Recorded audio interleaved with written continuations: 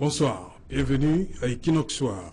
Nommé par décret présidentiel le 15 mars 2017 et installé dans leurs fonctions le 27 avril de la même année par le Premier ministre Philémon Yan, les membres de la Commission nationale pour la promotion du bilinguisme et du multiculturalisme, dont les missions sont premièrement d'œuvrer à la promotion du bilinguisme, du multiculturalisme au Cameroun dans l'optique de maintenir la paix, deuxièmement de consolider l'unité nationale du pays et de renforcer la volonté et la pratique quotidienne du vivre ensemble de ces populations.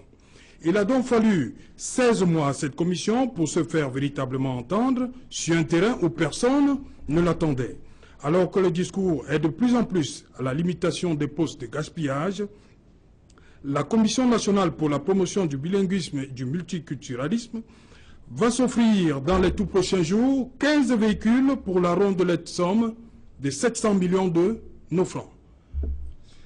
Réduction du train de vie de l'État, Commission nationale pour la promotion du bilinguisme et du multiculturalisme, le mauvais exemple. Madame, Monsieur, c'est le fait du jour.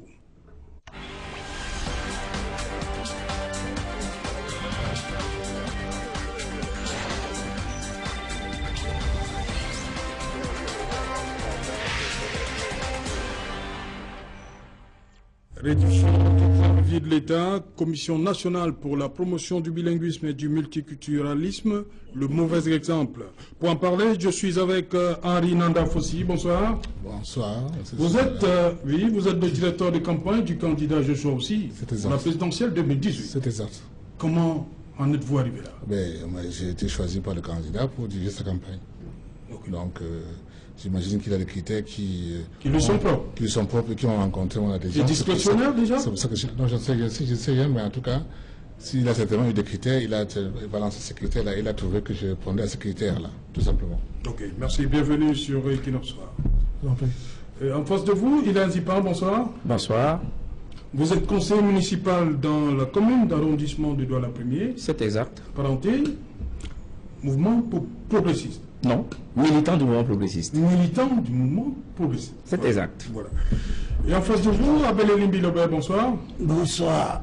Vous êtes conseiller municipal dans le 5e arrondissement de Douala. Oui. C'est bien cela. Merci, oui, c'est cela. Sans apparentement. Oui.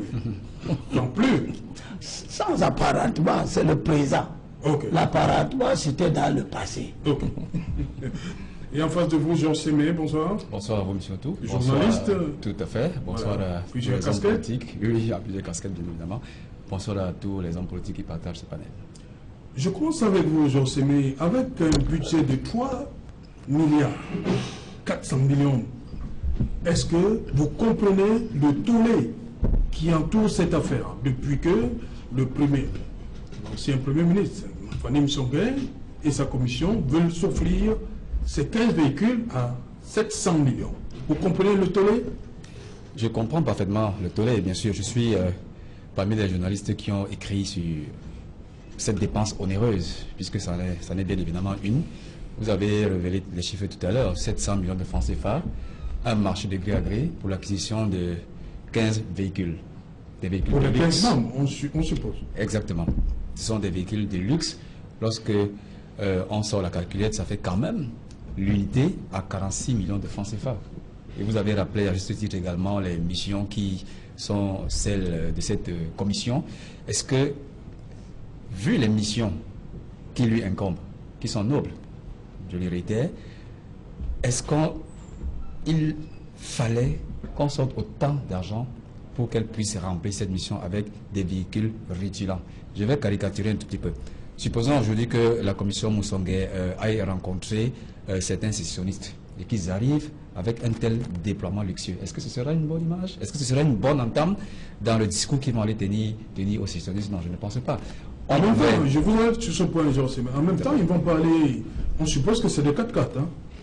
Oui, à 46 millions, voilà, 46 millions et demi, c'est des 4x4. Est-ce qu'on peut aller les rencontrer avec n'importe quel véhicule? Bien, je crois que dans ce type de démarche, où on va négocier quelque chose, on va négocier la paix, il faut aller avec toute l'humilité possible.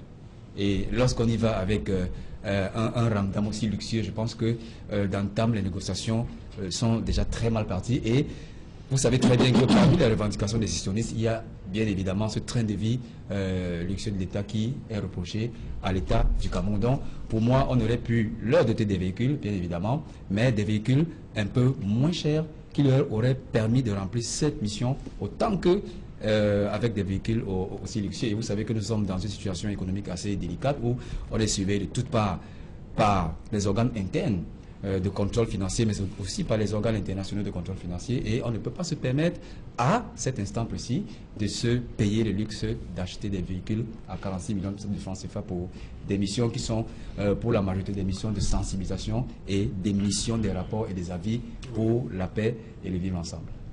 Henri Nandafouzi, 700 millions, c'est énorme pour vous? Pour cette commission? Bien sûr que c'est énorme. Mais je veux, si vous le permettez, faire une précision qui me semble utile pour la compréhension de nos téléspectateurs. Je suis content que Joshua aussi ait fait confiance à l'expertise locale pour la direction de la campagne.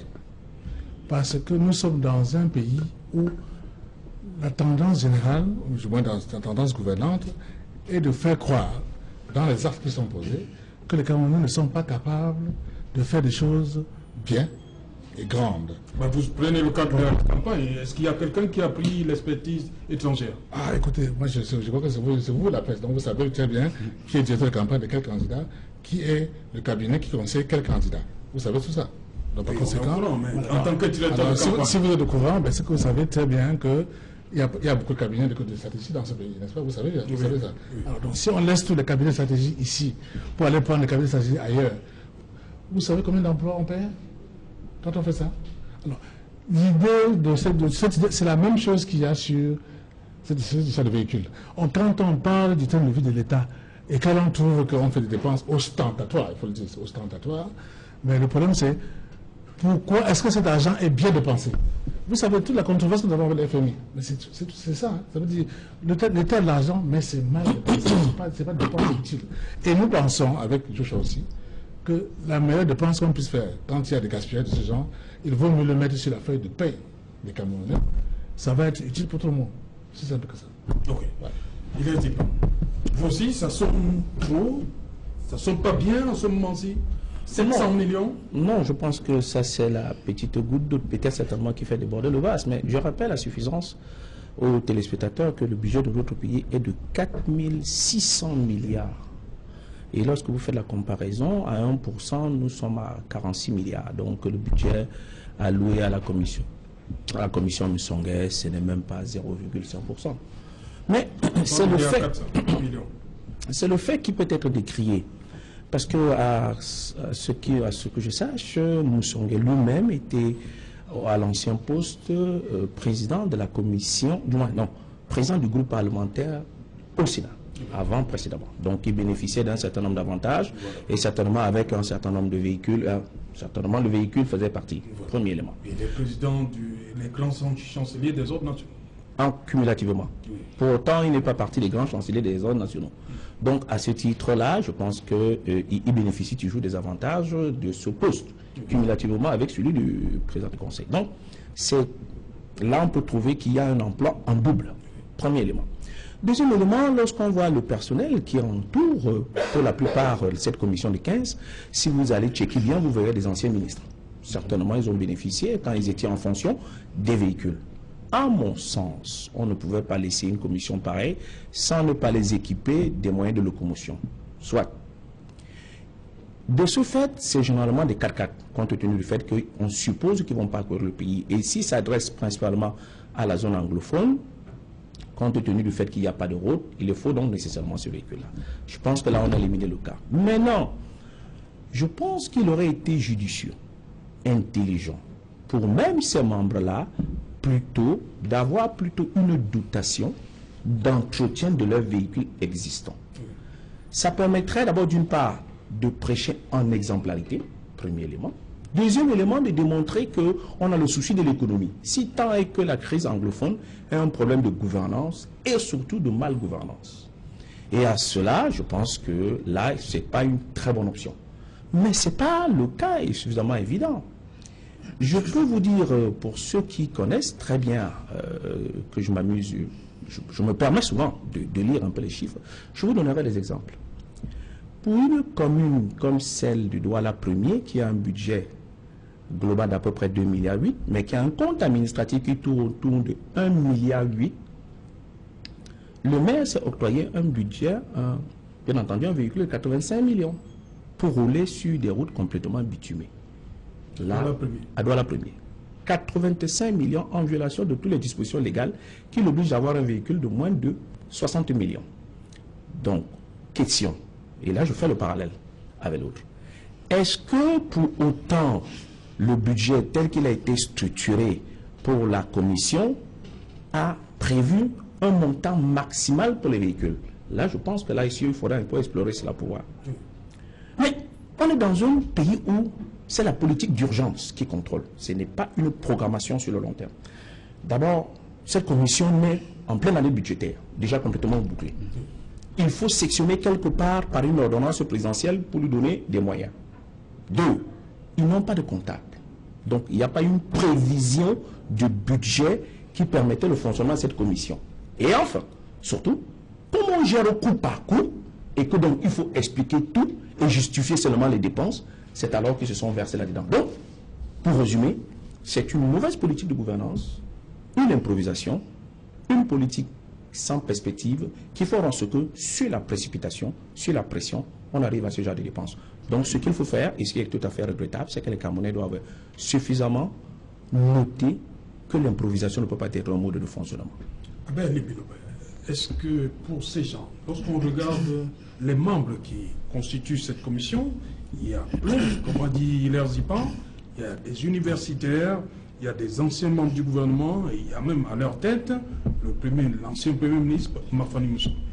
Est-ce qu'on n'aurait pas dû faire comme il indique ici, c'est-à-dire proposer l'entretien de ce qui existe déjà? Cette affaire est un petit détail. C'est un petit détail. Comme Hilaire disait, sur 4 000 milliards, si on dépense 700 millions de francs pour acheter des véhicules, ça ne devrait pas faire jaser les gens. Alors qu'on a prorogé le mandat des députés, ça fait 20 millions de francs qu'on a donné à chaque député. Ils sont 180, ça fait 3 milliards 6 par an et aucun député ne se plaint. Donc c'est des petits détails de la vie. Je considère d'ailleurs que c'est de la distraction que d'amplifier ça. On sait que ce pays est mal gouverné. Moi, personnellement, ça n'apporte rien de venir crier des nouveaux détails de la mauvaise gouvernance. Ce qui est important, c'est qu'on sort de là comment. C'est pas parce on va faire une campagne électorale sur 15 véhicules qu'on a achetés alors qu'on ne va rien dire. Sur 3 milliards 6 qu'on distribue aux députés gracieusement pour rester une année en plus en fonction sans pour autant voter une loi supplémentaire qui va modifier la gouvernance de ce pays et que les députés de l'opposition en particulier sont restés au Parlement et resteront au Parlement. Donc moi je considère que on verse dans du sensationnel. Les preuves de mauvaise gouvernance sont nombreuses. Voilà les livres de la rentrée scolaire qui ne sont pas là. C'est une preuve de malgouvernance.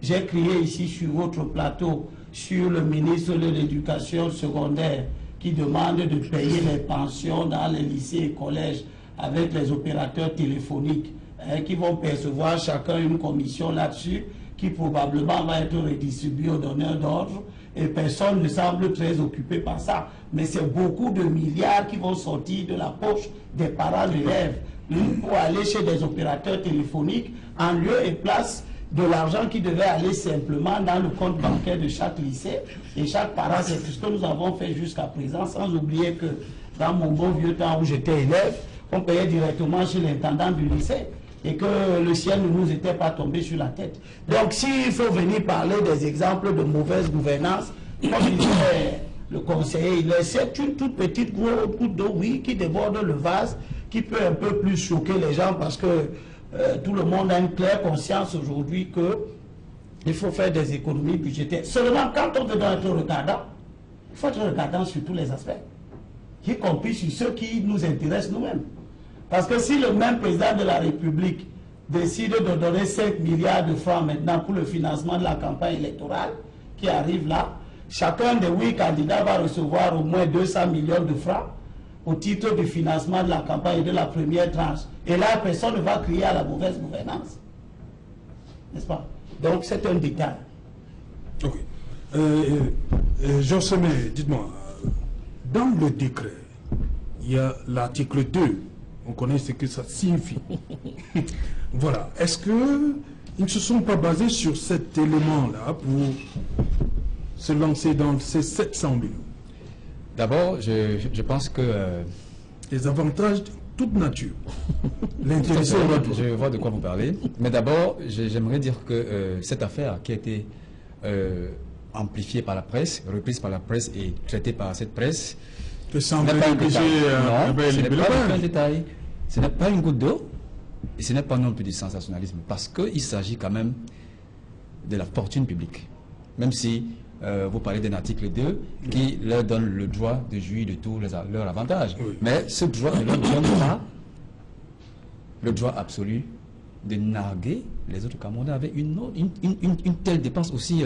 Moi, je crois qu'on devrait d'abord prendre la base sur les missions même de cette commission, avant de parler même de l'opportunité de son existence. Cette mission, vous l'avez rappelé tout à l'heure, consiste à œuvrer dans le sens d'un retour à la paix et dans le vivre ensemble. Est-ce que donc, si on fait l'adéquation entre ces véhicules de luxe et leur mission, est-ce que c'est décent? Je ne pense pas du tout. J'ai tout à l'heure caricaturé une mission dans le nord-ouest et le sud-ouest avec de tels véhicules. Ça ne plairait à personne. Même hors du nord-ouest, dans les régions où il faut promouvoir le vivre ensemble et la paix, quand vous arrivez avec de tels véhicules, je crois que ça crée une certaine gêne. Je suis parfaitement d'accord avec le parallèle qu'on veut faire avec l'énorme budget du Cameroun et les 3,4 milliards de cette commission, en nous disant qu'il mérite d'avoir une telle dépense. Je ne pense pas du tout. Il s'agit d'un bien public et le parallèle fait avec les missions qui leur sont dévolues ne cadre pas du tout avec ces véhicules qu'ils ont acquis. Surtout que, comme je l'ai rappelé tout à l'heure, il y a bien évidemment ce climat délétère, économique délétère, qui fait qu'on ne peut plus se permettre ce type de dépenses. Mais maintenant, sur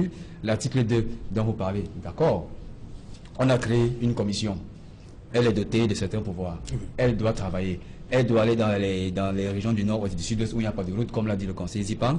Elle doit dérouler un certain discours dans tout le Cameroun. Mais je ne pense pas que parce qu'il existe cet article 2, il faut dépenser, dépenser et encore dépenser. Donc pour moi, c'est une dépense onéreuse. On pouvait minimiser cette dépense ou alors doter ces membres d'une dotation, comme l'a dit le conseiller Zipan, afin qu'ils utilisent leur propre véhicule et on aurait gagné en économie. Mais je pense que ça en vaut la peine d'en parler et d'en parler encore au lieu de mettre sous le boisseau en disant qu'il s'agit d'un détail ou alors d'une distraction ou alors du sensationnalisme. Georges, permettez-moi de rappeler le décret du président numéro 2 2017-013 du 23 janvier, voilà, 23 janvier 2017 portant création, fonctionnement et organisation. Il dit bien dans son article 2, la commission est un organe consultatif doté de la personnalité morale et de l'autonomie financière. Voilà. Arina Dafoso, ça c'est... Est-ce que, au regard de cet article, Mafani Moussongué, le président de la commission, il ne s'est pas appuyé sur cet article pour aller pour ce que beaucoup considèrent comme onéreux? Je vais faire deux observations par rapport à ce qui se passe. La première, c'est qu'en réalité, nous avons un débat de fond entre ceux qui pensent que 700 millions sur 400 milliards, c'est un détail. Oui. Et ceux qui sur pensent 3 milliards. Sur 4 milliards. Sur 4 milliards. 500 milliards, c'est un détail. Oui. Et ceux qui pensent que la bonne gestion, c'est un état d'esprit par rapport à tous les actes qu'on pose. Il n'y a pas des actes spectaculaires qui permettent d'avoir des économies pour qu'on puisse faire des allocations de ressources les meilleures possibles. Je pense plutôt sur le point de vue de M. Zipan, M. le conseiller Zipan, puisqu'il faut l'appeler ainsi, qui dit les petites économies, c'est toujours bienvenu pour pouvoir utiliser la trésorerie efficacement. Et pour le cas d'espèce, je vous dis que je suis surpris parce que, en fait, M. Moussongué, c'est l'ancien directeur général de la CDC. Il n'a pas été un mauvais directeur général, il faut le dire. Il n'a pas été un mauvais. Donc, c'est ce que je suis en train de dire là en ce moment. Et donc, par conséquent, s'il le fait, c'est parce qu'il est dans une ambiance où quand on fait ça, c'est un détail. Okay? Or, il faut qu'on sorte là. Il faut que dépenser l'argent public ne soit plus une affaire de détail, c'est une affaire de réflexion. Et puis savoir que, en fait, quand l'État a tellement de choses à faire, que quand il y a 5 francs qui n'est pas utilisé, il vaut mieux qu'il est mal utilisé, il vaut mieux l'économiser parce qu'on ne manquera pas où faire ça demain. Donc, voilà. fond du débat. Pour moi, c'est détail ou esprit de gestion. Et c'est l'esprit de gestion qui manque, parce que les détails, quand tout le monde entre dans cet esprit-là, hein, c'est pour ça que que les gens se plaignent par rapport à la gestion du pays. Il y a un cadre dans lequel, quand vous y entrez, vous dépensez en chantant. C'est dans l'air du temps. Alors, mais c'est le temps de ça qu'on s'enfonce au fur et à mesure que les jours passent. Ah ben, ça reste un détail, 700 millions. Oui, c'est un détail. Pourquoi c'est pas un détail? Les commentaires qu'on peut en faire ne changent pas la valeur de la chose. Je pense plutôt qu'il faut parler de la voiture à 46 millions, au lieu de parler du budget intégral d'acquisition. Oui, une voiture à 46 millions, est-ce que c'est un détail? Voilà là. Ah ben, je ne sais pas, moi je ne défends pas cette commission, elle ne m'intéresse même pas. Je ne vois même pas son utilité. Mais je dis que les préoccupations que nous avons en l'état actuel des choses, à 35 jours des élections, ne me commandent pas d'épiloguer dans une émission de télévision sur une faute. Ce n'est pas un détail. J'insiste. Envoyez ça à Yassa, on va ranger votre route. Je pense que c'est votre route là. Je ne suis pas sûr, ça va être bien. Je ne suis pas sûr que ça réglera tous les problèmes du Cameroun ou que ça. C'est un des problèmes. À 35 jours de l'élection présidentielle. Ce que je veux dire, c'est que la virulence avec laquelle les gens veulent nous polariser sur des détails, donc on devrait en parler. Je leur demande d'avoir la même virulence et le même souci d'économie en démissionnant de l'Assemblée nationale où on leur donne 20 millions de francs l'année prochaine chacun. Ils ne vont pas le faire. Tous les députés les députés du RDPC ne râlent pas sur cette affaire. C'est l'opposition qui râle sur cette affaire. C'est nous. Et ce que je demande à notre opposition, c'est d'être cohérente et conséquente. Quand vous prenez un petit truc comme celui-là, pour crier dessus, demain là, qui arrive là, avant le début de la campagne, les 8 candidats de l'opposition là, ils vont demander au même chef de l'État qui a donné 700 millions là-bas, de leur donner au moins 5 milliards ou peut-être même 10 milliards. Si le même président leur dit demain que je vous donne 1 million de francs pour le financement de la première tranche de la campagne électorale au titre des économies budgétaires, ils s'en plaindront. Ils s'en plaindront. Si le même président leur dit que je mets 5 milliards pour le financement de la première tranche, ça va leur faire 277 millions de francs chacun. Il faut que le temps et les paroles soient équilibrées, s'il vous plaît. Oui, allez-y. Il faut avoir l'esprit de synthèse, ça ne tue personne. Allez-y, Abel Libino. J'espère que vous avez tellement l'esprit de synthèse que vous avez ça ne tue personne. de mon droit. Allez-y, mais je dis, ayez l'esprit de synthèse parce que ça ne tue personne. Allez-y, Abel. Oui, l'esprit de synthèse, c'est ça qui vous commande de me priver de mon droit. Synthèse. Allez-y, Abel Libino. Quand vous parlez, vous ne chronométrez pas votre temps. Il y a un modérateur. Voilà, vous aurez dû le savoir. C'est ça, à lui que je m'adresse. Non, donc vous n'avez pas à vous adresser à lui et à me perturber. Abel Libino, c'est une question de contenu, hein. Donc j'étais en train de dire que les mêmes qui sont en train de vouloir nous faire croire qu'il y a un crime là-dessus, pour un gouvernement que nous savons et que nous voulons sanctionner comme étant un gouvernement qui administre mal le pays, les mêmes bénéficient de la mauvaise gestion de ce gouvernement. Et quand ça leur est profitable, ils ne disent rien. Si le président leur donne maintenant 5 milliards de francs pour la première tranche de la campagne électorale, personne ne viendra sur ce plateau dire que pourquoi il a donné 277 millions de francs à chaque candidat. Ils ne le diront pas. Ils vont estimer que leur mission... C'est la loi qui le dit, c'est pas le président. C'est la loi qui dit qu'on doit donner, on doit financer, c'est pas le président. Mais la loi aussi dit de donner les moyens à une institution publique. Et comme a dit Jean Semin, la loi ne dit pas que c'est 700 millions. Et comme la loi ne dit pas non plus que ça sera 277 millions et que ça fera 3 millions. C'est vous qui l'avez dit. Voilà, je vous dis donc qu'ils ne sont pas dans l'état d'esprit objectif que je leur demande d'avoir. C'est de ça qu'il est question. Okay, ne l'épiloguons pas sur un détail qui vient simplement nous confirmer la... Merci. En même temps, on ne peut pas tout embrasser aussi, on est sur les 700 millions et 15 véhicules. C'est sur ça. Voilà, il a oui. Pour cette commission, je l'ai dit dans mon introduction, on n'a pas beaucoup vu cette commission. Oui, il faut dire que la priorité, c'est les véhicules. Moi, je pense qu'on peut vraiment, de manière pédagogique, laisser comprendre aux téléspectateurs qui nous écoutent ce pourquoi on peut s'insurger de cette dépense. Oui, justement. Le décret tel que vous l'avez dit qui crée cette commission n'arrive que le 23 janvier de l'année qui suivait. Or, les budgets qui sont arrêtés généralement au mois de décembre précédemment. Donc, à ce mois de janvier-là, généralement, le président a déjà promulgué. Il va sans dire qu'au moment où on a promulgué le budget, cette commission n'existait pas dans le budget au préalable.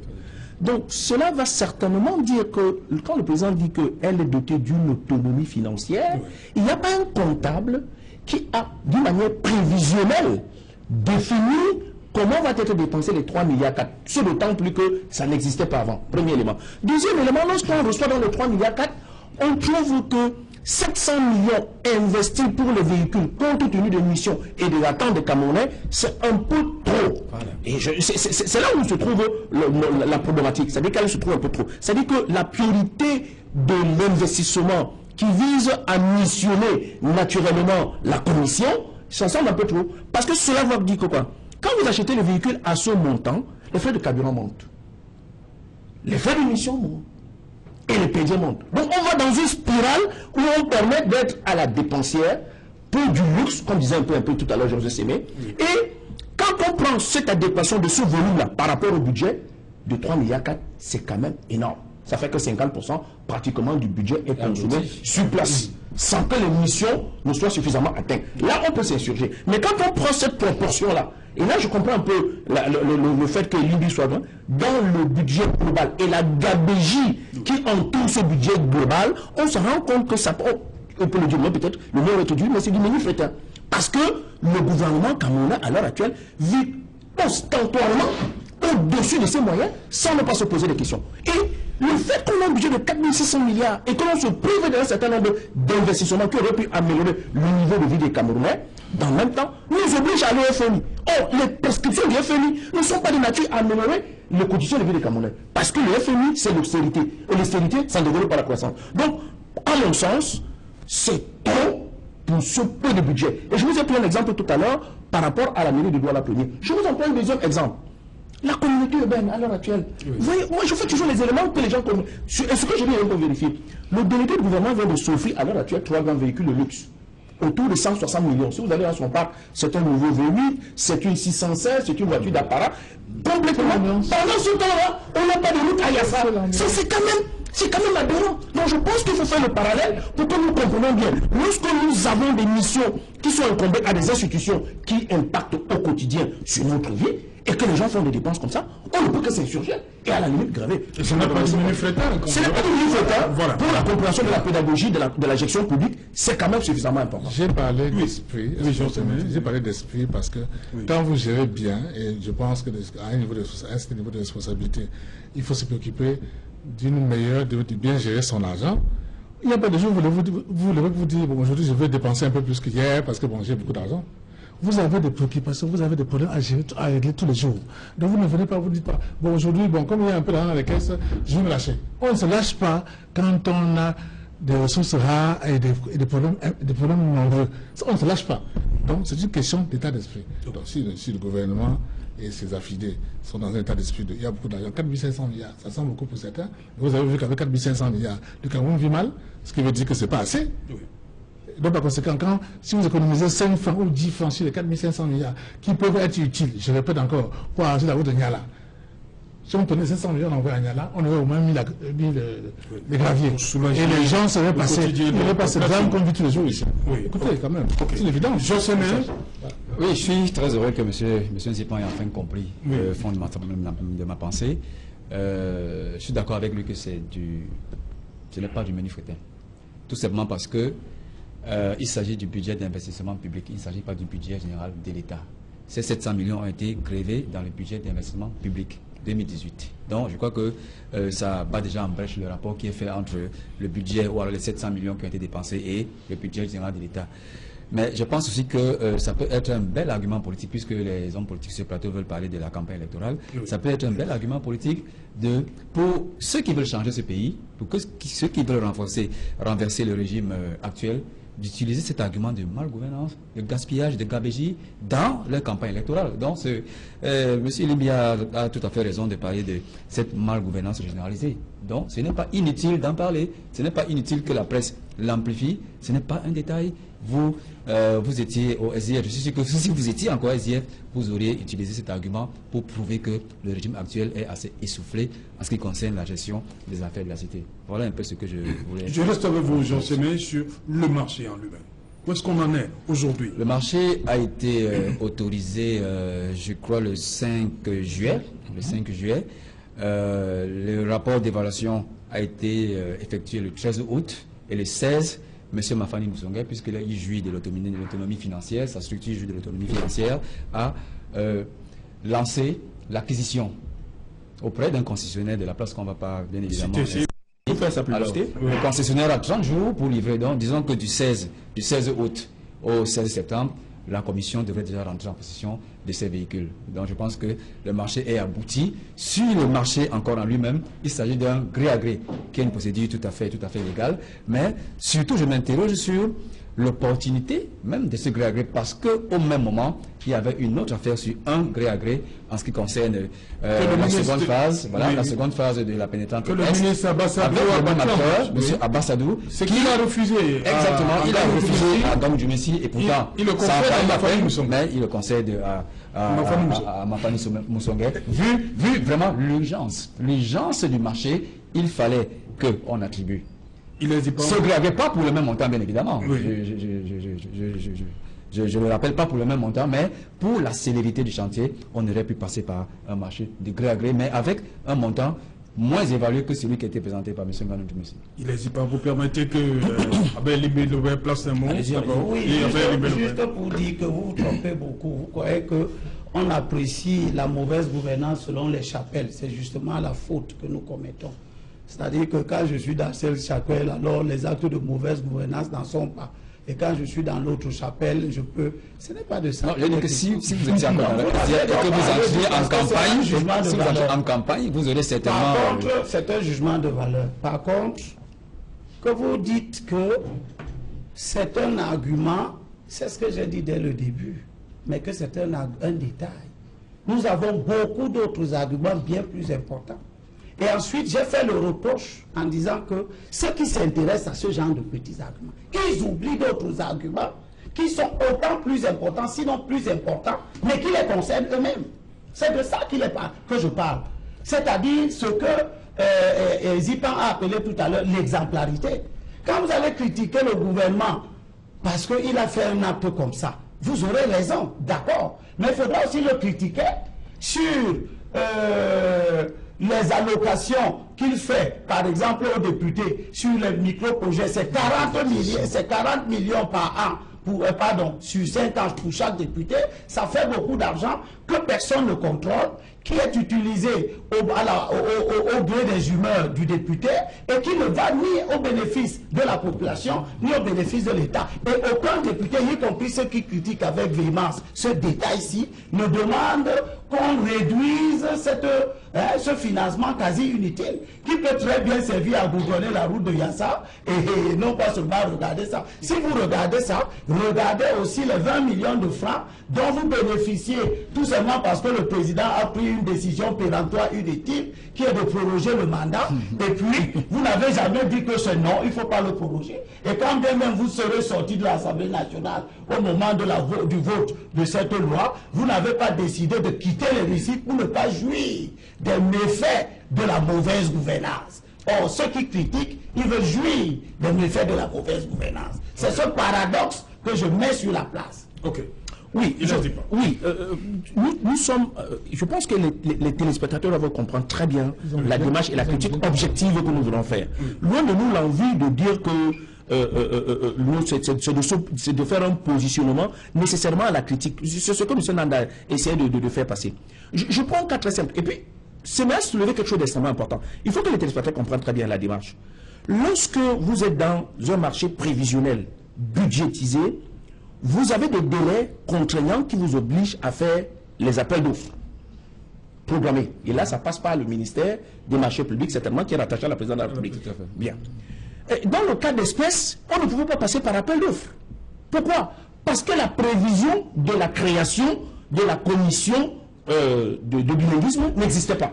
Donc on ne pouvait passer que d'un gré à gré. On n'avait pas beaucoup de choix. Et c'est des subtilités, c'est des techniques, c'est ça. Moi, c'est ce qui plutôt qui intéresse les téléspectateurs. C'est que la fonction publique a trouvé des techniques de procédure pour complètement spolier toute la fortune publique. Pas des techniques de procédure.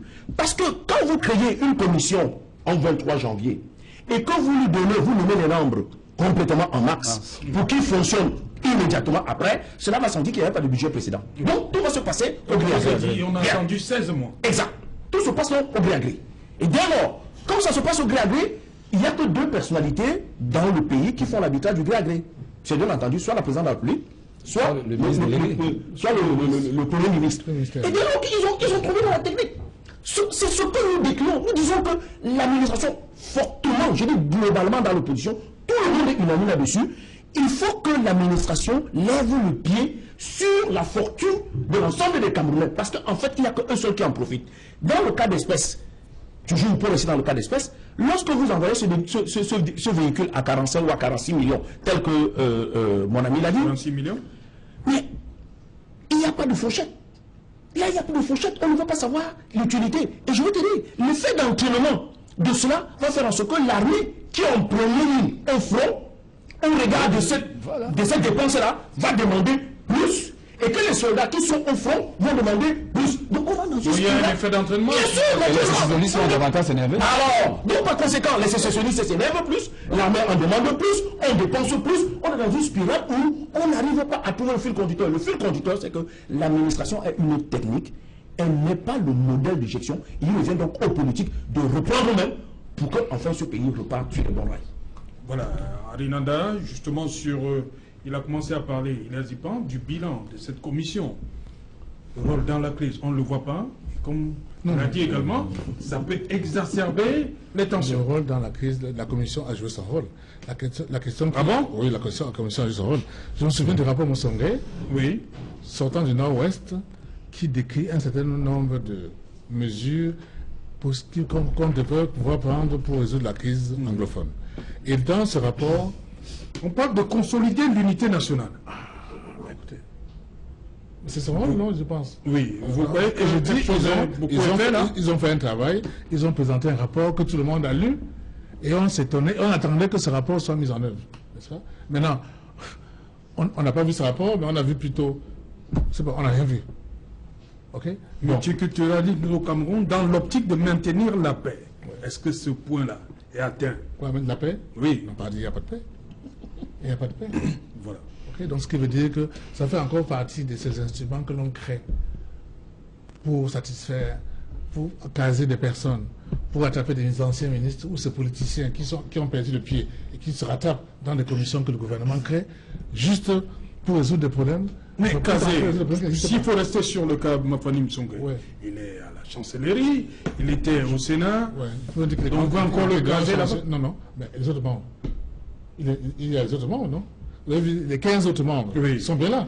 Ils n'avaient pas de fonction en ce moment-là. Oui, oui, Amatou Tourna, ancien Ils ministre. étaient anonymes, Oui. comme moi. Abouema Choyi, ancien Ils ont ministre. profité de la situation, on leur a servi, je sais pas moi, on leur a servi un plat et il faut qu'ils mangent comme les autres. Quoi. Donc c'est un peu ça. Et je dis que c'est une question d'état d'esprit. Ils sont dans une ambiance où il y a de l'argent, on se sert, sans vergogne. Et c'est ça qu'il faut sortir de là. C'est tout, hein. Et nous sortons de là, le 7 octobre. Il a dit pas. Oui, non, je pense que M. Nanda aurait pu bien aborder le problème en disant, s'ils ont rendu copie, ayant déjà fait leur travail, pour ce qui est de la crise anglophone, raison de plus qu'on n'achète pas le On véhicule. n'achète pas les véhicules. Ah, mais écoutez, C'est clair, raison de plus qu'on n'achète pas le véhicule. Pourquoi acheter le véhicule alors qu'ils ont rendu copie? Ils ont fait la mission sans même ce véhicule-là. Voilà. Non, raison de plus pourquoi on n'achète pas. Donc là, il y a un autre problème. non, je vais vous dire, les conclusions, chacun tire quand il est en position. Mais non, j'ai des raisons de plus pourquoi on n'achète pas. Non, je pense que vous aurez dû aborder le problème. Mais ce qui est tout à fait important, si on dit un mot sur le rapport, il est clairement dit que le rapport de cette commission consultative est adressé au chef de l'État, qui, dans sa magnanimité, peut décider quand est-ce qu'il va mettre en application. Non, je pense qu'il y a là une raison fondamentale, M. Nanda. L'opposition et les politiques ont perdu pied devant l'administration. il est question que nous reprenons pied devant l'administration. Parce que sinon, ils ont complètement tout pollué, tout spolié. Et on ne peut plus bouger. Vous voyez que la procédure apparaît maintenant comme le mode de réjection. Or, le politique, par essence, il vit par l'anticipation. Ok, Ben Limbi. Oui, j'ajouterais tout simplement que raison de plus pour que les gens se mettent tous dans cette exigence d'exemplarité. Parce que nous, les politiques, ne reprendront jamais pied si de temps en temps eux-mêmes sont petits profits des actes de mauvaise gouvernance. C'est cette rigueur intellectuelle et morale que je leur demande.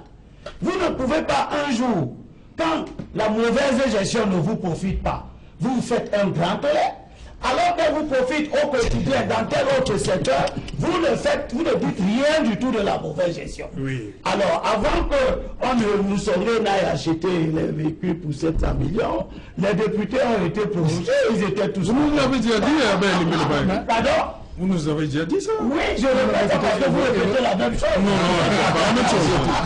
Je veux tout simplement qu'on soit cohérent si nous voulons que l'opposition soit efficace. Elle doit cesser de tirer profit des prébendes qu'elle condamne lorsqu'elles ne leur sont pas adressées. Ok. Bien, moi je pense tout simplement que cette... J'apprécie beaucoup ceux qui donnent des leçons à l'opposition. Mais en tout cas... Mais l'opposition peut prendre des leçons. Hein. Son imperfection nous a valu 15 ans d'échec, mon cher ami. Les politiciens en disgrâce sont mal parce que vous avez des leçons. Il n'y a pas de politiciens en disgrâce. Merci, Jean Sommet. Moi je pense que la commission Moussongué ne devait pas exister, même si les missions qui lui sont dévolues sont des missions assez nobles. Parce que si on se projette sur 5 ans, quand il faudra faire le bilan de la commission Moussongué, est-ce que la crise anglophone... Non, elle n'a pas de mandat. Elle n'a pas de mandat. Est-ce que le président a un mandat, il est... pour un mandat. Oui, mais la commission en elle-même, c'est... Le président, c'est 5 ans. Le président et le vice-président, il faudra donc faire ce bilan. Est-ce que la crise anglophone sera résolue? Prenons déjà depuis son existence. Est-ce qu'on a avancé? La crise s'enlise de plus en plus. Et 700 millions de francs CFA qui sont grevés dans le budget d'investissement public. Alors, un véhicule à 20 millions de francs CFA, par exemple, on aurait économisé 30 millions de francs CFA par véhicule, ça aurait fait 300 millions de francs CFA d'économie. Je ne vous demande pas à quoi ça aurait servi. Donc, moi, je pense que c'est une commission... Voilà, on peut d'abord s'interroger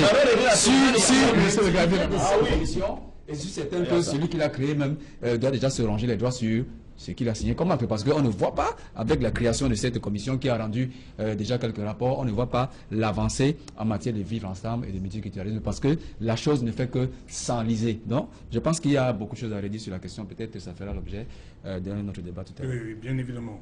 Il agit pas? Oui, donc je pense qu'il a si bien dit, hein, l'investissement, tant que s'il est utile, il profitera certainement au président et au vice-président. Les autres membres pourront être déboutés à tout moment. Oui, je pense qu'on pouvait revisiter le contour de cela. Mais de grâce, on pouvait orienter ce fonctionnement-là à autre chose. Autre chose pour la commission. Parce qu'il y a le vivre ensemble, qui est certainement une étude sociologique de la manière où nous, les Camerounais, nous apparatons. D'abord, un, par rapport à la langue, deux, par rapport à la tribalité, et qui aurait pu bénéficier. Elle aurait pu bien orienter plus ou moins la manière de se comporter au niveau de la fonction publique, et cela aurait été exemplaire. Et nous voyons les plaques aujourd'hui plus ou moins dans les différents ministères. On a commencé avec beaucoup d'allant en disant que maintenant les plaques vont être complètement bilingues. On a essayé 1, 2, 3 jours et puis ça y est, on a rangé au placard, circuler, il n'y a rien à voir. Voilà. Arinanda a parlé que la commission a remis sa copie. Pour ce qui est de la crise anglophone. Je peux rassurer les Camerounais que dans le cadre du toilettage des dépenses publiques pour assurer un mieux-être à la population camerounaise, et donc ils peuvent renforcer le bulletin de paie, ce genre de dépenses, ce genre de commissions qui ne servent à rien, ben, ça ne va plus exister. Puisque la crise anglophone sera résolue. Ça ne va pas faire 5 ans. Ah oui. Okay. Et au niveau du bilinguisme? Quoi, le bilinguisme? Ce n'est pas la seule mission. Non, pas du tout. Non. Pour le bilinguisme, c'est simple. Oui. Tous les il ne fallait pas une commission? Non, ce n'est pas nécessaire.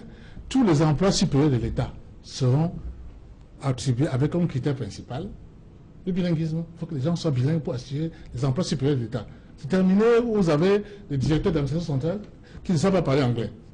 Dans un pays qui est constitutionnellement bilingue, vous avez des directeurs de sociétés, d'entreprises publiques, qui ne parlent pas l'anglais. Quelle incongruité. Oui, même si dans la Constitution dit parler français ou l'anglais. Ce n'est pas et l'anglais. Non, non, non. Je ne veux pas. Si vous avez même les conditions d'éligibilité. Vous pouvez lire. Oui, vous pouvez lire, ce n'est pas un problème. Vous pouvez lire. La partie. Je disais que vous voyez donc, que nous avons des problèmes plus importants que 700 millions de francs et que les gens qui voulaient qu'on soit cristallisés sur 700 millions de francs, ils nous versent dans des propositions ou alors des projets. Mais les projets de campagne électorale n'engagent que ceux qui y croient. Voilà, ceux qui y croient. Ça ne vous engage pas, n'est-ce pas? Non, ça n'engage pas du tout. Parce que vous ne représentez personne, sinon vous-même. Voilà pourquoi ça ne vous engage pas. Non, vous vous trompez, je représente une collectivité territoriale. Vous n'avez pas démissionné? Vous n'avez pas démissionné? Qu'est-ce que vous attendez? Non, ça montre que vous n'êtes pas sur votre terrain, parce que vous ne savez pas ce que dit la loi. Non, non. Si vous saviez ce que dit la loi, monsieur le donneur de leçons, si vous étiez cohérent, vous aurez dit, merci, comme tout député, merci, les gens qui veulent manger gratuitement. Merci, les dons. Moi, je fais les dons de mon mère. Je peux terminer mon propos. Soyez cohérent. Je peux terminer. C'est pas moi qui donne la parole. Voilà, c'est la deuxième fois que vous. Allez-y donc, et je veux simplement dire que à l'état actuel des choses, mon mandat de conseiller municipal se termine en octobre et j'ai promis de démissionner parce que je ne veux pas jouir des bienfaits de la prorogation que je condamne. Et maintenant je dis maintenant que les promesses de campagne n'engage que ceux qui y croient. Et vous me dites que moi, je représente, je vous dis qu'en ma qualité de conseiller municipal, je représente une collectivité qui a plus de 700 000 habitants et que vous n'avez aucun mandat au Cameroun. Ok, vous êtes conseiller municipal de la 5e. Nadine Yambou, bonsoir. Bonsoir, Alain autour et aux invités équinoxois. Bonsoir à vous également. Chers téléspectateurs, voici les grandes lignes de l'actualité.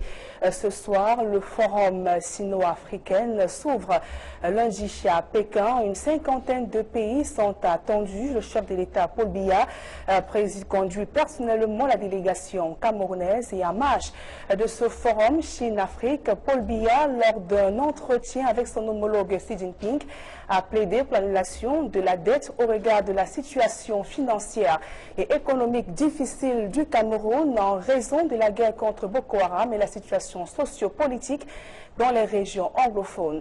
Dans notre série consacrée à la rentrée scolaire 2018-2019, de nombreux élèves risquent de rater le train lundi prochain dans la région de l'extrême nord Cameroun du fait des ravages des inondations qui ont frappé cette partie du pays durant le mois de juillet 2018.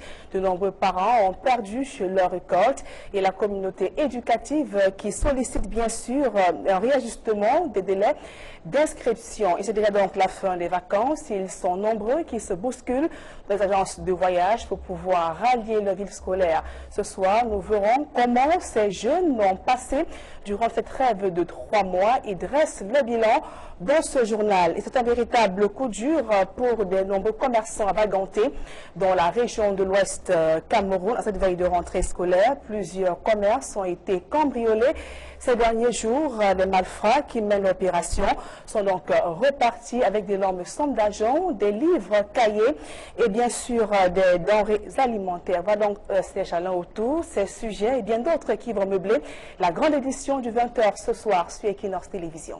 Voilà, vous l'aurez compris, c'est l'essentiel du 20h de Nadine Yambou. C'est dans un instant à suivre avec beaucoup d'attention. Le 20h de Nadine Yambou. Quant à moi, je vous retrouve après pour le débrief.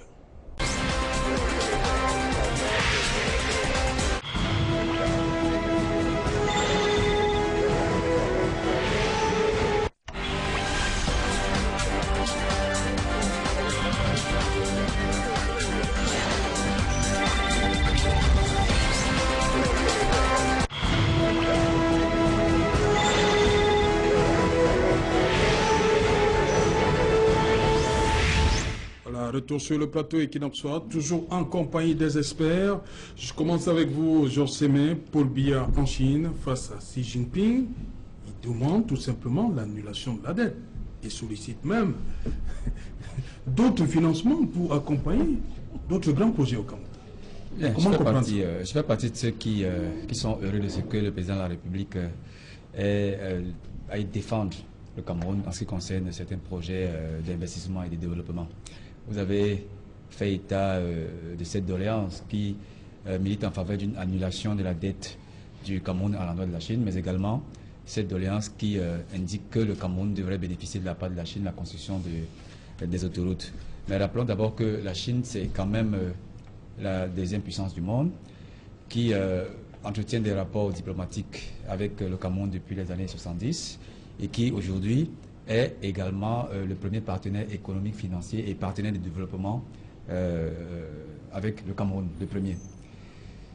Si M. Biya défend la voie du Cameroun en Chine, c'est parce qu'il sait qu'il y a un intérêt. Sur la construction des autoroutes, je crois que je suis entièrement favorable parce que le Cameroun manque cruellement de routes, de voies de communication et la construction des autoroutes au Cameroun permettra d'améliorer la mobilité urbaine et interurbaine. Sur l'annulation de la dette, malheureusement, je ne suis pas du tout d'accord parce que je suis de ceux qui pensent qu'on peut en faire usage autrement. Pourquoi ne pas penser à une reconversion de dette, à une conversion de dette, en transformant cette dette publique en une dette de développement, comme on l'a vu, par exemple, avec l'Union européenne, où les normes dettes du Cameroun, les normes adverses du Cameroun étaient effacées par un contrat des endettements de développement. Donc, notre pays et les populations camerounaises gagneraient à ce que cette dette soit reconvertie en une dette de développement au lieu qu'elle soit tout simplement annulée. Donc, voilà un peu comment j'aborde la question pas du sommet sino-africain, mais la voie que le président de la République a portée en faveur du Cameroun. On espère simplement qu'on accédera en ce qui concerne la construction des infrastructures. La Chine accédera aux dépenses du président de la République, mais en ce qui concerne l'annulation des dettes, je ne veux pas décourager le président de la République, mais je pense qu'on peut l'utiliser autrement en orientant cette dette vers le développement. Reconsidérer les choses, Henri Nanda, pour le Cameroun, ne pas annuler. Pourquoi pas? De toute façon, tout le monde sait que la dette du Cameroun est une dette qui pose problème.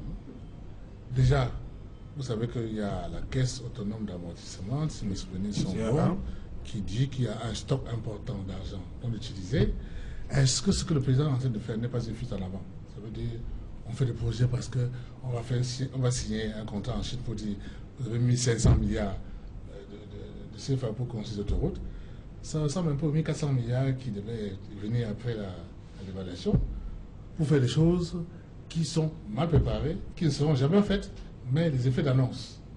C'est bon pour tromper le citoyen lambda, mais dans le cas d'espèce, je pense honnêtement que ça suffit d'en avoir.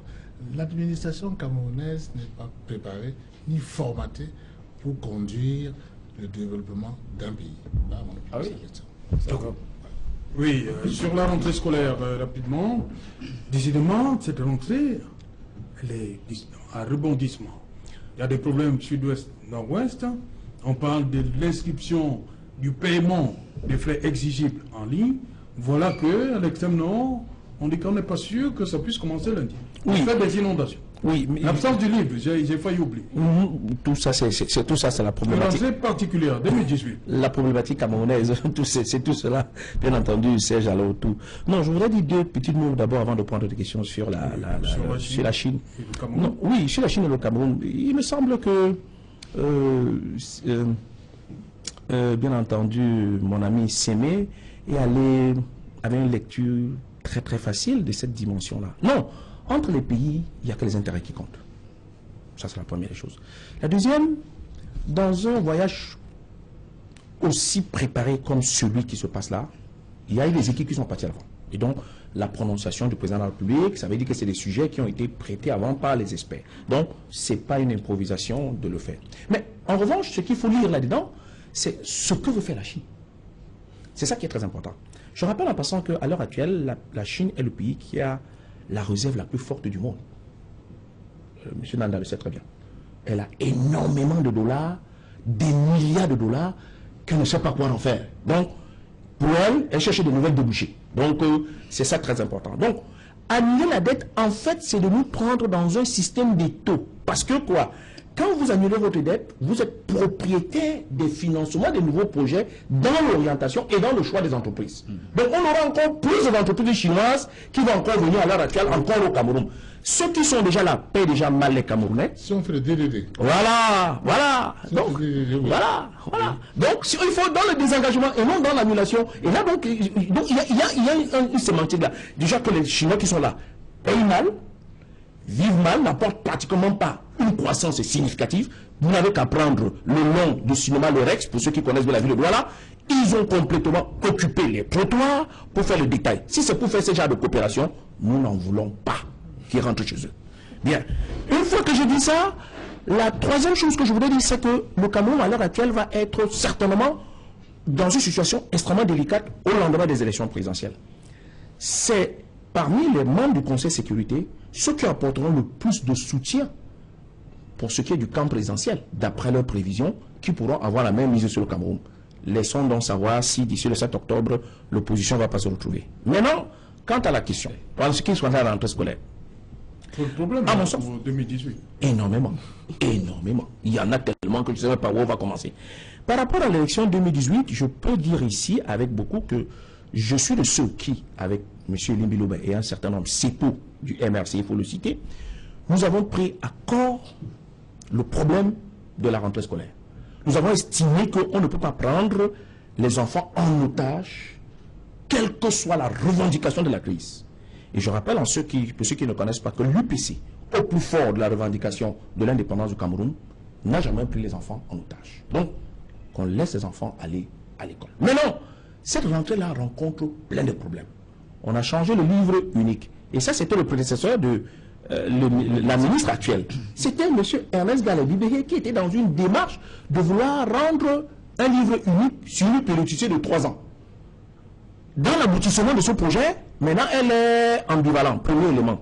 Deuxième élément, le ministre Ernest Galabibé avait projeté que ce qui concerne, bien entendu, les APE devait être uniformisé et à la limite rentrer dans une caisse. Maintenant, j'entends que c'est payé un peu partout. Donc, laissons d'en voir. Et vous avez encore maintenant le troisième problème, c'est que les parents dans le Nord Cameroun estiment qu'ils n'ont pas suffisamment de moyens pour aller à l'école. Je pense que la proposition qu'on aurait dû faire, si on suppose que la jeunesse est le fer de lance de la nation, serait de constituer un organisme pour permettre à ce que tous les enfants puissent aller à l'école et que progressivement, au long de l'année scolaire, l'on puisse dégraisser cela pour que ça ne pèse pas sur les parents. Ça se fait dans d'autres pays. C'est-à-dire qu'autrement dit, vous permettez à une femme, à l'enfant d'une cultivatrice d'aller à l'école, et au moment où elle recolle, elle vend et vous sectionnez pour pouvoir vous faire rembourser. Il y a des mécanismes comme ça pour mettre en route. Je pense que cette ingéniosité-là doit venir naturellement de l'opposition pour que nous comprendrons bien qu'il faut remplacer l'administration, bien entendu, jusqu'à l'heure actuelle, par des gens suffisamment intelligents. Et pour conclure sur ce sujet-là, je crois que ce qu'il y a lieu de faire, ma foi, c'est qu'il n'est pas tant de pouvoir faire des énoncés, mais de poser des actes. Parce que le Cameroun a besoin d'avoir, bien entendu, la matière première la plus importante qui aujourd'hui permet au niveau international d'avoir les gens bien formés. Abel Limbiloba, sur cette rentrée particulière 2018, rentrée scolaire. J'ai déjà eu à le dire, je suis très outré par la prédisposition du ministre à faire du business avec les questions de rentrée scolaire.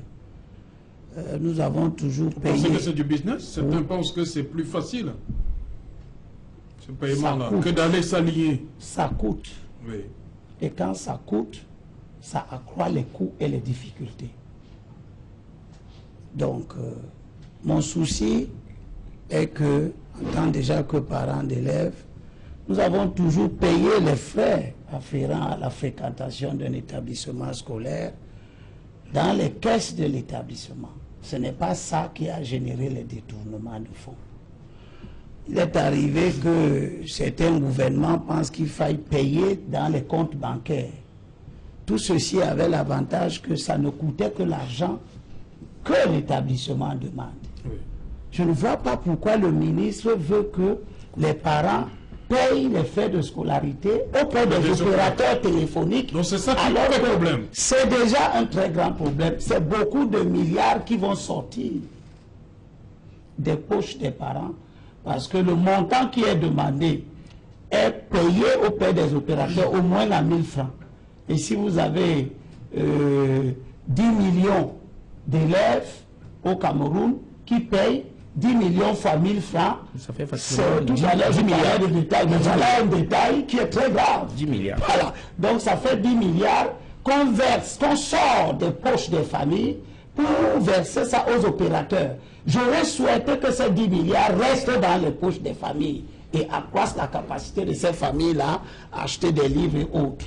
J'ajoute ma voix à celle d'Hilaire pour dire que si tout le monde observe que les conditions de rentrée scolaire sont devenues extrêmement tendues, on vous demande de payer la scolarité elle-même, et avant décembre, on vous demande de payer pour tous ceux qui sont en classe d'examen, de payer tout ça, et on vous demande tous les livres à la rentrée scolaire. Nous sommes passés au livre unique qui n'est pas en place, parce que s'il était en place, on raisonnerait un tout petit peu différemment. Nous avons là quelque chose qui contrarie. Nous sommes dans une année spéciale. Nous sommes dans un environnement où les tensions sociales sont énormes. Il faut repousser d'une semaine, comme certains ont demandé. Il y a des enseignants qui demandent aujourd'hui que la rentrée scolaire soit différée un tout petit peu. Pourquoi pas après les élections? Pour permettre aux éditeurs d'importer, de mettre les livres à la disposition des populations. Qu'est-ce que c'est que cette rentrée où les livres ne sont pas en place? Il y a évidemment une mauvaise gestion aussi là, parce que le ministre a vu... Il y a un responsable qui a dit qu'on ne commence toujours pas par les livres, hein? On peut enseigner les prérequis. On peut enseigner sans les livres. J'estime que nous avons tous été à l'école et nous savons comment ça se passe. Sans les livres. Ça se passe. Il ne faut pas faire un débat sur des élucubrations mal pensées qui sont de nature provocatrice.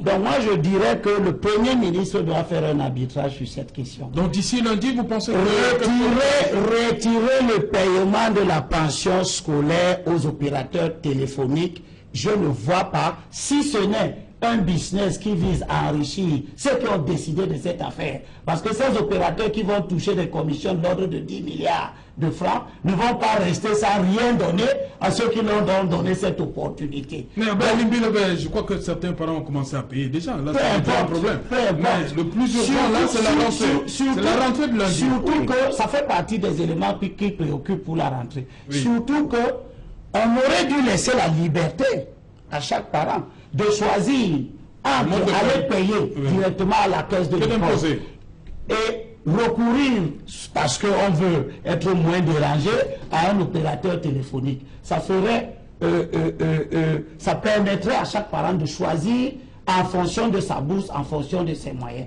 Maintenant, la question du livre est un acte manifeste de programmation de la décision du gouvernement. Pourquoi avez-vous lancé une rentrée scolaire avec un livre qui n'est pas disponible? Mais moi je pense que l'opportunité que nous donnent les élections présidentielles de sanctionner de tels actes de gouvernement doit nous préoccuper plus que les détails de ces actes-là. Voilà. Donc c'est déjà Madame Yonga, c'est Yonga, elle s'appelle Nalova. Madame Nalova a déjà été à l'origine de certaines crises graves. Non, ce n'est pas ça le débat ici. Des proviseurs pour qu'ils prennent fonction lundi, cela me pose un problème, personnellement. Mais non, au-delà même de la qualité des hommes qu'on peut nommer, qui sont des hommes parfois de valeur, il faut dire la famille éducative, il faut les respecter parce qu'ils font quand même un travail remarquable. Mais, M. Sejano-Outou, il faut qu'on revoie ce calendrier de cette année, spécialement, parce que si nous avons la CAN, nous sommes complètement au mois de juin, en pleine CAN, quand les enfants, pour la plupart, sont en train de composer. Il y en a également un autre problème. Il y en a un autre problème. On ne peut pas repousser. Oui, donc il faut la dire ça. Cette année va être une année spéciale. Elle va être une année spéciale dans tous ses formes. Forcément, on doit commencer lundi alors. Si on commence lundi et qu'il faudra la rattraper quelque part, il faudra bien qu'on y pense. Si on ne commence pas lundi, il faudra bien qu'on la rattrape. Je veux dire qu'au mois de juin, pour ceux qui pensent que nous devons avoir la CAN, même si comme ça devient hypothétique, il faut à tout prix que nous revoyons le programme de l'année scolaire. Okay, on va rapidement faire le tour. Hilaire Zipan, je reste avec vous. Jean-Jacques Kindi et Pierre Prémont ont décidé depuis quelques semaines de travailler pour une coalition d'opposition face aux candidats sortants, pour le dire. Où est-ce qu'on en est aujourd'hui? D'abord, deux petites choses pour rappeler aux qui vont entendre qu'il n'était pas du devoir du président du coordinateur généralement progressiste d'être encore candidat parce qu'il estimait que les désordres de l'année 2004, le désordre de l'année 2011 pour les élections présidentielles a eu des résultats contre-productifs pour ce qui est de la famille de l'opposition. Donc il n'a pas voulu ajouter à la confusion le désordre. Donc nous serons gré.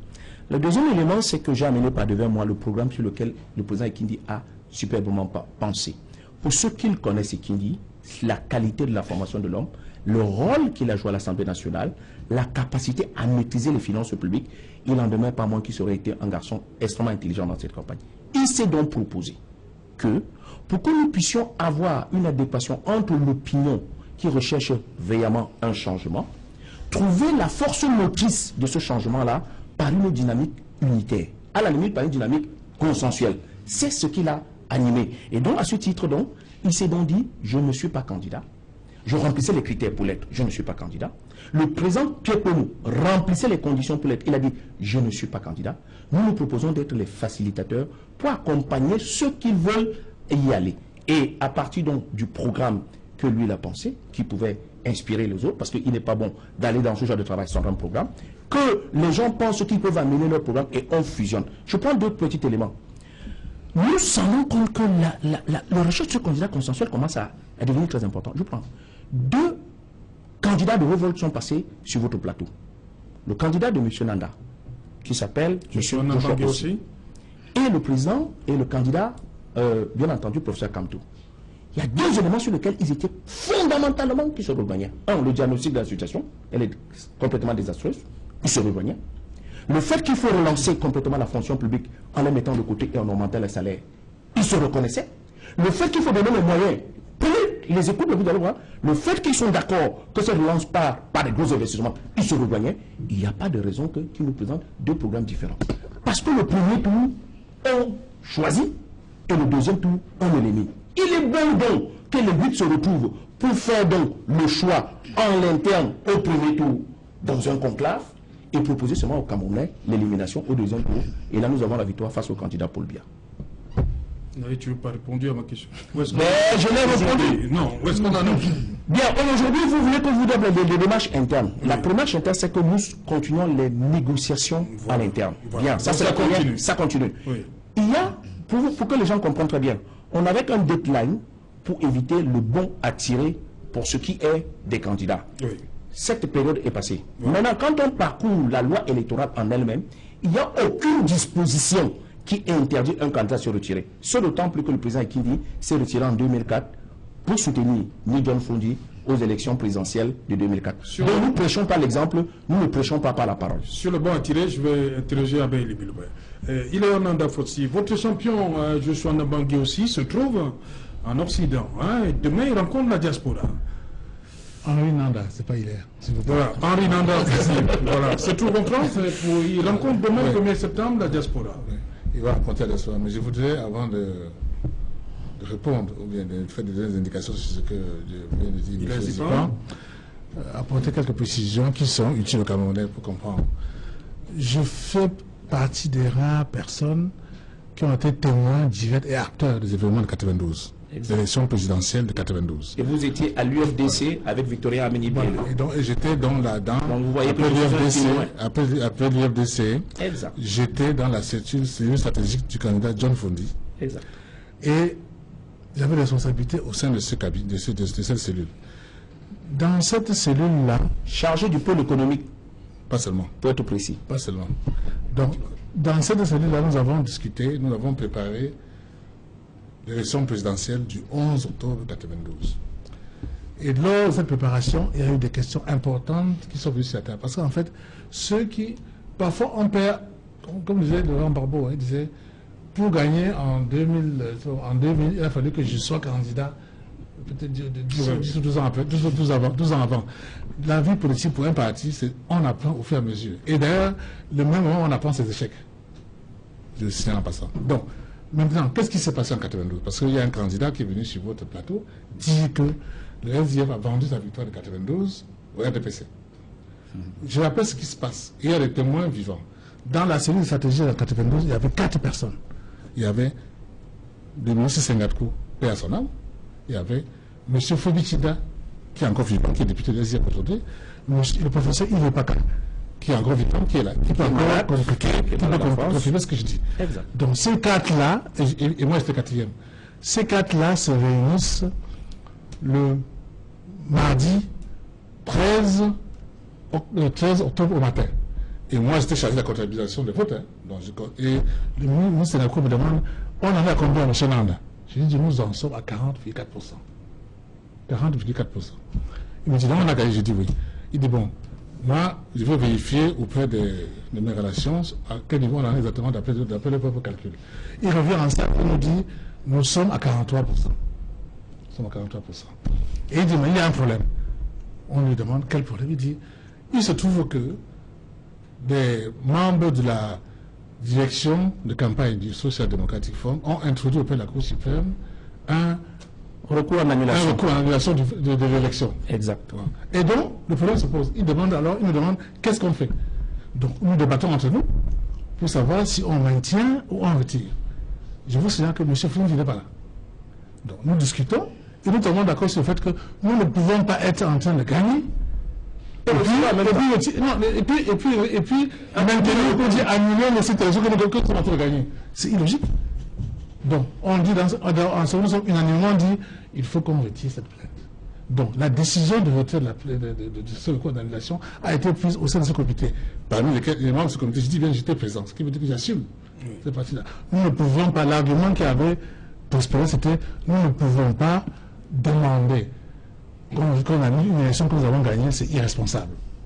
Donc, maintenant, il y en a qui... Le chef de la cellule juridique s'appelait Jotis Nwakai, ancien conseiller à la Cour suprême. Donc, je veux dire qu'en fait, donc, j'ai surpris de la polémique qui vient, où des gens viennent dire, on avait gagné l'élection, nous avons introduit on avait perdu l'élection, nous avons introduit un recours pour annuler l'élection gagnée par M. Biya, d'après laquelle c'est son nom. Et puis bon, voilà. Et puis le SDF a retiré. Ça veut dire que le SDF a en fait donné un chèque en blanc à M. Biya. Ça veut dire c'est un procès faux. D'abord parce que les personnes qui parlent n'ont pas qualité. Mais aujourd'hui, comme on est en campagne électorale ou bien en pré-campagne, il y en a qui étaient encore sous Biberon en 92, hein, il faut le dire, qui pensent aujourd'hui qu'en fait... Ah ouais, attends, tu étais là, mais je sais. Et qui pensent aujourd'hui qu'ils doivent donner des leçons aux gens. Et je termine en disant qu'en 92, puisque vous dites que vous étiez là, c'est bien, il n'y a pas eu de candidat unique de l'opposition en 92. Exact. Okay. Mais il y avait un candidat de l'Union pour le changement. Il y avait un candidat de l'ARC-CNS, pas de l'Union pour le changement. L'ARC-CNS a évolué en Union pour le changement par l'intégration de M. Gaga Amanadi, qui avait le gouvernement. Le directeur de campagne s'appelait Victoria Menino, dans lequel vous venez dans ce parti. Donc, en 92, il n'y a pas eu de candidature unique. Oui. Il y a eu une candidature qui a émergé parce que la population a fait son choix et a imposé ce choix-là.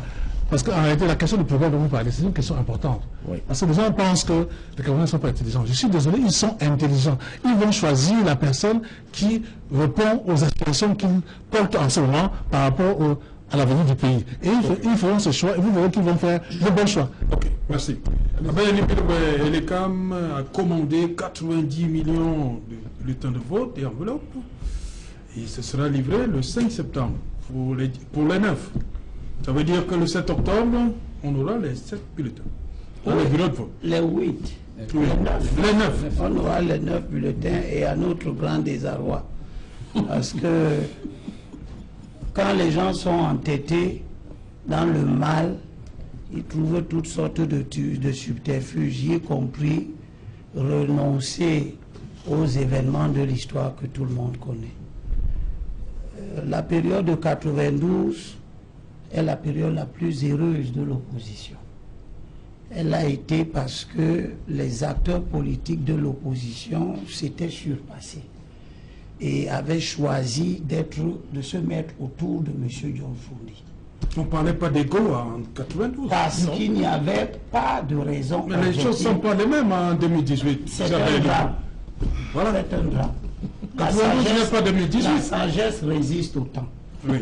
Donc, si en 92, une coalition autour de M. Foundi a permis d'avoir soit 39%, soit 40%, soit 37%, l'histoire nous apprend que après 92, où les gens ont commencé à aller aux élections en désordre, aucun candidat n'a plus atteint 30%.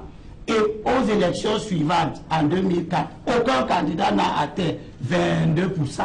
Et aux élections de 2011, aucun candidat de l'opposition n'a dépassé 10%. Les faits sont têtus.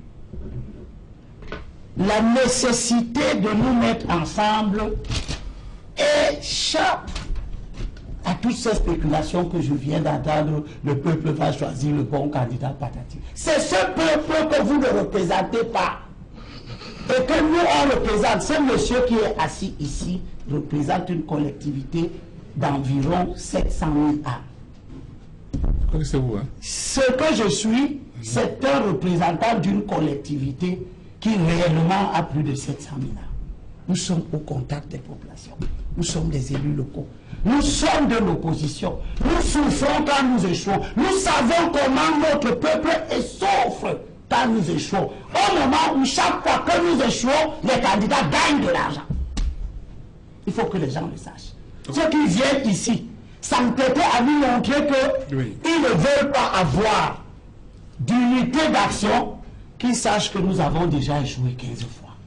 Que 15 fois que nous avons échoué aux élections, eux qui organisent ces échecs gagnent de l'argent.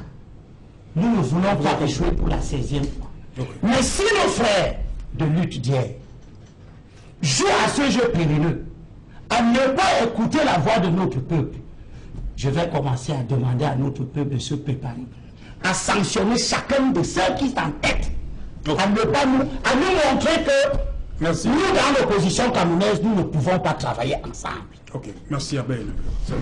Votre mot, quelques secondes.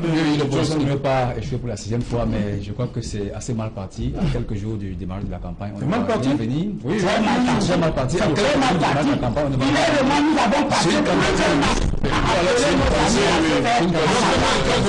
je disais que c'est mal parti pour une candidature unique et une coalition consensuelle, parce que les indicateurs, bien évidemment, montrent qu'il y a encore des égos particuliers dans les partis politiques, mais également dans le camp d'en face, on fait tout pour détruire l'opposition. Et je crois que le 7 octobre, on aura, au lieu de 2 bulletins qui représenteront le candidat sortant et un leader de l'opposition, on aura plutôt 8 bulletins.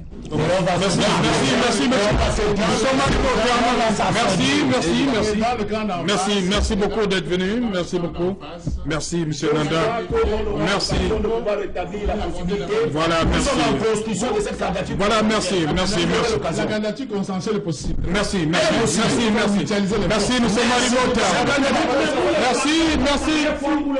Merci, cher monsieur.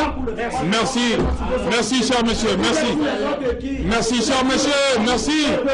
Voilà, rediffusion. Equinox Soir, rediffusion 23h GMT. Il sera minuit à Niala. Bonsoir.